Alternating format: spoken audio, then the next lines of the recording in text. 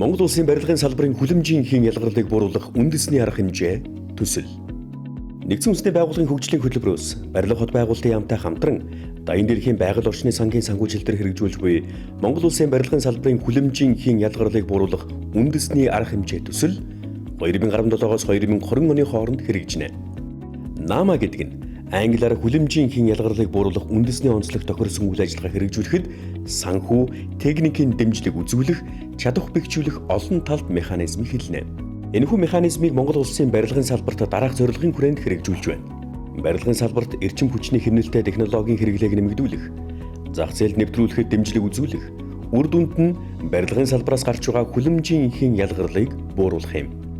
НАМА төслийн хүрээнд эрчим хүчний хэмнэлттэй барилгын загвар төслүүдийг 5 байршилд хэрэгжүүлэхээр баталж, тэдгээр нь үр дүнгээ өгөөд байна. Эдгээр барилгын загвар төслүүдийн 2 нь орон нутагт, бусд нь Улаанбаатар хотод хэрэгжих юм.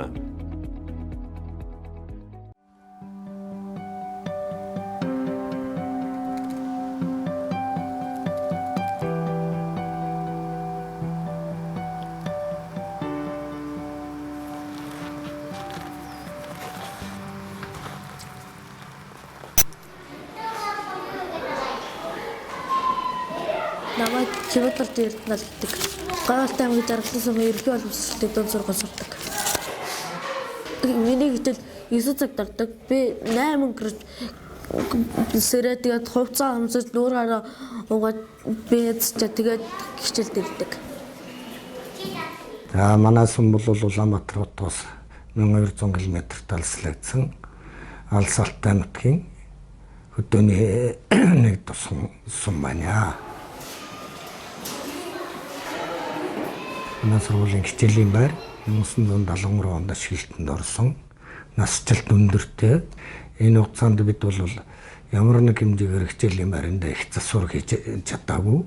Монгол улсын барилгын салбарын хүлэмжийн ялгарлыг бууруулах үндэсний арга хэмжээний төсөл НАМА төсөлтэй холбогдсоноор одоо бидний манай сургуулийн сургалт хүмүүжлийн ажил мөн одоо бидний хаятай тухтай сурч амьдрах энэ орчинд одоо чанарын эрс өөрчлөлт гарсан юм сайхан ажил боллоо. Дотор халаалтыг бүрэн хэмжээгээр шинжлэх ажлыг хийж гүйцэтгэсэн. Төслийн гол зорилго бол ерөөсөө дулааны алдагдлыг хянах, түүнээс гарч байгаа алдагдлын тооцоо гаргах ийм зорилготой байсан.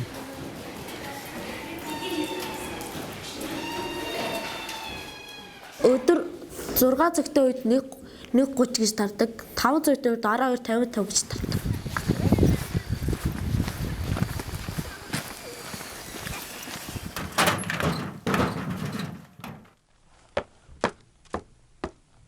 Хараад унтаа уучаад тэгээд дүүгээ харжаад унтахаар нь хичээлээ идэг. Миний дүү 2 хүн. Одоо дээврийн төмөрнүүдний дэнтэй цоорцсон, дээрээ дулаалах алддаг, хөвд алддаг. Ийм байсан байл гадна талын зарим үзэмжүүднтэй шаварж оноочсон байсан. Үнэхээр шугам холоон задарсан, бүгд боолттой эрдцэнээр боолчихсон, багалчихсан, гагнчихсан. Ухаан секс болгон дээр хаалт хамгаалалт байх хэрэгтэй. Тэр бүх юм байхгүй байсан л да. Юус эхлээл хүүтрэх үеэр хүүхдүүд нөгөө даарснаасаа болоод маш их ханиад хүрдэг. За тэрнээс бол чөлөө аавна, хичээл завсардна. Одоо бид нарт урд нь юу байдаг вэ шүү дээ. Одоо Орос ихтэй ингээд ус гоожно, усын гоожих нь төмөр утсаар баглан хаймраар орооно. Тэгээд ерөөсөө нөгөө хүнсний сказ ороохгүй байх. Үндсэндээ усан дотор л амьдарч идэг байсан. Цагаан.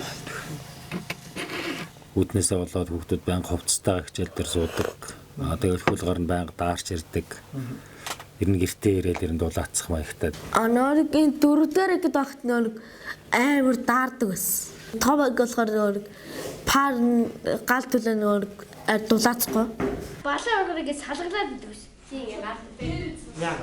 Яг дүү даарч учраас бэлээ хаяа авчираад бичиж. Ингээ уус гоочхоор тэгэхээр ингээ галчнаар орж ирээд бидний хичээл хийхэд цаад болдог байсан. Таталгаа нараа ингээ амар даарсан үед ингээ очиж пар барьж дулаацдаг байсан. Тэгээд ер нь бол хүүтгтэйгээ сууж хичээлээ хийдэг. Өглөө хүртээ ингээ хичээлэг нөр куртгийнхаа нөр зузаан ингээд гарын тэглээ бичиж авах хэцүү байдаг. Огноос нь салхис ийгээд амар хэцүү.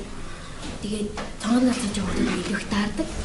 Тэр анги зааж байгаа заалга бас хүйтэй анги харагдаж бүр амар. Ашигладгүй анги гэхэд манай сургуульд олон байлаа штэ.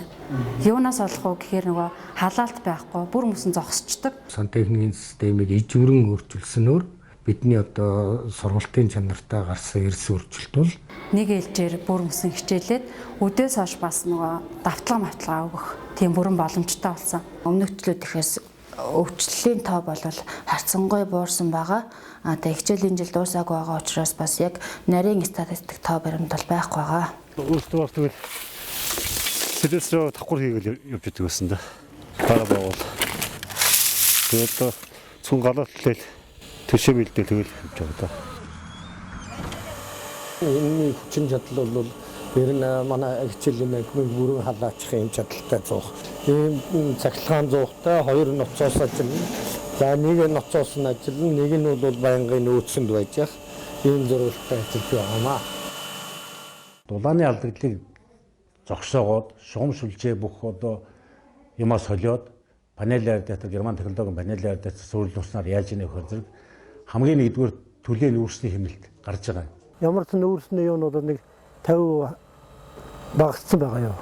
Төлөх хэмжээ нь бол Аливаа нэгэн барилга гэдэг чинь дулаан алдахгүй байх юм бол тог зарцуулалт бага байна шүү дээ. Өгч байгаа бүх мэдээллийг харж олж энэ тавчлаараа ингээд нэг нэгээр одоо энэ суйрлуулсан энэ төхөөрөмжүүдээ ашиглаад энэ сургуулийн одоо хэмжилтийг хариуцах ажилтан тэгээд мөн энэ халаалт сантехник хариуцсан ажилтнуудад бид нар энэ тоолуураар яаж хэмжилтээ хийх үү, өгдлөө яаж дамжуулах уу, тайлангаа яаж гаргах уу, энэ талаар сургалт явууллаа. Тэгээд сургалтанд бол 14 хүн оролцсон. Тэгэд энэ системийн минь хамгийн гол онцлог бол энэ дулааны хангамжийн талаарх мэдээллийг алсаас одоо авах боломжтой. За энэ дулааны тоолуурын дата мэдээллийг 9 сарын 15-наас хойш бид тасралтгүй өдөр бүр одоо доллар дээр заасан хэмжилтийг нь авч төслийн зөвлөлөө сар болгон мэдээлж байгаа. Дата мэдээллээс ямар мэдээлэл авах вэ хэрэг за танаа халаалт ийм шугамд яваад байна. Тогтмол хэмжээнд одоо 4-5 градусын алдагдaltaй явж ирсэн чи ягаад өнөөдөр 10 градус болчих гэдэг бүх юм чинь дээрээс нь хянчиж байгаа учраас тэр одоо эдийн засгийн хөгжиж бай, орчны хэрэглэгчдэд ч гэсэн маш үр дүнтэй юм байна л гэж ойлгосон гүйцэтгэгч компани зүгээс.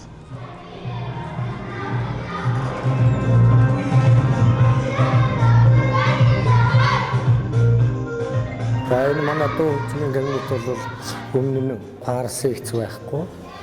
Тийм учраас одоо үндсэндээ хаацдаг гэсэн өвлийн цагт. Одоо энэ ангил бол яг ингээд ер нь нормал хэвийн хэмжээнд талж байна. энэ одоо энэ номын сан гэдэг чинь одоо үндсэндээ ерөөс нэг хойч мөсөн дадаа шиг нэг хөндөй ерөөс юм хоосон байлан байдаг болсон. Ингээд бүх ижүүрэн холболтуудыг хийгээд одоо бол та бүгд харж байна. Одоо маш сайхан дулаахан ийм тавтай тухтай болсон. Манай хамгийн хүйтэнцэг байсан юм учраас энд энэ төхөөрөмжийг суулгасан. Тэгээ манайх өмнө том ангид байдгаас болохоор нөгөө параар халддаг байсан. Муу халаадаг пар байсан. Тэгэл энэ пар тавьцаас ш дулаах. Одоо харин нэг төмөр үзэр орохгүй гой дулаах гэдэг нэг эргүүлдэг явтай болохоор гайгаа. Энэ бар нэг дээш ингэж халуунаа гаргадаг дээш. Тэгээд хажууд тал руу халдаг. Ер нь гоё дулаахан болсон. Тэгээд хөөрдөг хүү гоё суугаад хичээлээ тухтай хийдэг.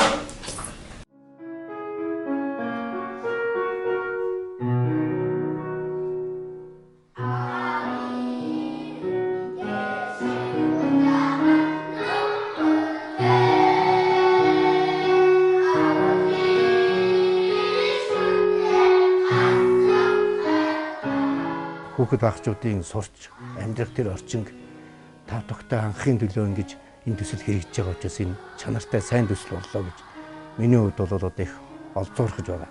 Цаашдаа улс орон дээр хэрэгжүүлээ явах ч гэсэн маш үр дүнтэй ажил юм байна л гэж гүйцэтгэгчийн хувьд бол бодож явдаг юм байна. 3 сарын өмнө ямар сургуулийн захирал байлаа.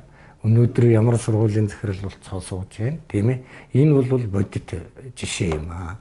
Амьдрал дээр гарч байгаа эрс өөрчлөлт юм аа. Дулаахан орчинд нэгэн формынхоо хувцастай суугаад хичээлээ ая тухтай хийж сурлагын чанарт нь ч гэсэн амжилт гарч байгаа.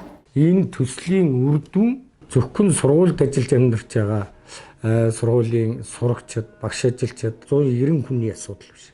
Энэ манай сумын нийт хүн амд одоо эергээр нөлөөлж үр дүнтэй болсон юм аа гэдгийг л одоо биелэх гэдэг.